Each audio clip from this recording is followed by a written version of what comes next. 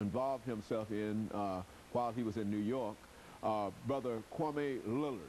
And of course, Lillard is the president of the African American Cultural Alliance in Nashville, Tennessee. Of course, Lillard, let me welcome you to the show this morning. Glad to be here this morning. And to tell you how delighted we are to have you here this morning. We're glad that you have this program on, Brother Haney, because you're recording history for all our great-great-grandchildren, Brother Haney. But I tell you, the kind of information that you have is worthy of being recorded, because as we said, we've had you on a number of occasions. As a matter of fact, quite recently we did Nashville, the Battle of Nashville with you, and you gave us excellent information. And what we'd like to do today is to talk about Malcolm X.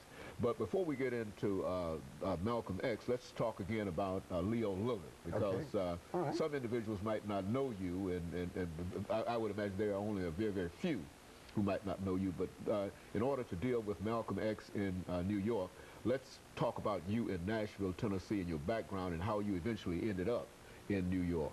Well, I was a junior at A&I State University, majoring in mechanical engineering.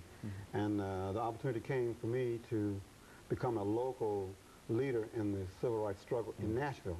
And I jumped at the opportunity, having to count and weigh whether or not it would impact my family, whether or not there would be repercussions on my family who lived here. Unlike many of the leaders of the Sioux City movement, they were from out of town, but I was a local leader. And that always caused some trepidation about what's the impact of that was on your family. But once I became involved, I couldn't back up. I had to balance the need to become an engineer with the need to become a civil rights fighter.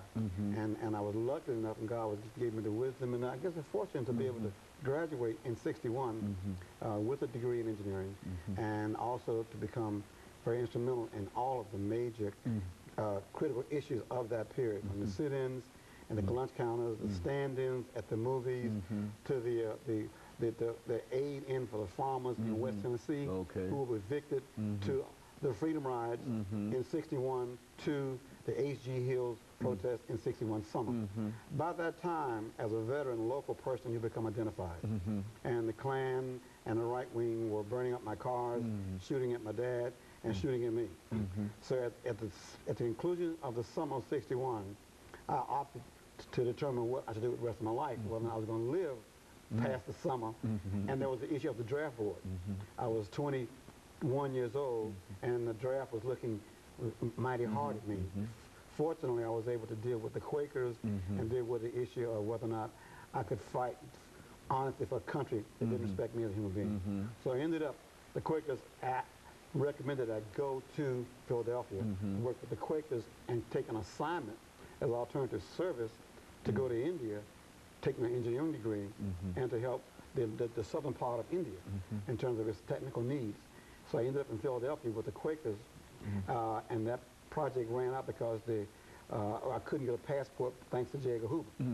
So I ended up getting a little disgusted, a little frustrated, and decided to take a bus from Philadelphia one afternoon to big, glamorous New York City. And I walked out on Times Square, all Baptist boy, civil rights, advocate, not a clue what the Big Apple looked like. And for the next 2 years, I tried to explore the metropolis and learn the incredible variety of people, and food, and styles of life, and speeches, and accents. And of course, one of the things I had to do was to go to Harlem. And of course, I was a civil rights activist, and I'd be asked to sing civil rights songs, We Shall Overcome, and Black and White Together.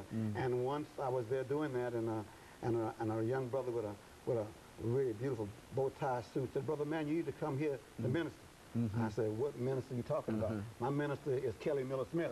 No, he said, "Not the minister in the South, not as he called him, chicken-eating Baptist minister. Come see a real minister." And I was incensed. I was mad. Like, "What you mean, talking about my minister?" He said, "I'm talking about Malcolm X, brother." I said, "Who is Malcolm X?" He said, "Come here." That was the first time you had heard. Yes. I was insulted because my minister was Kelly Miller Smith, Andrew White, A.Z. Kelly, and this guy was called Malcolm X. Why would he have a name like X? And why would I want to hear any man named X, right?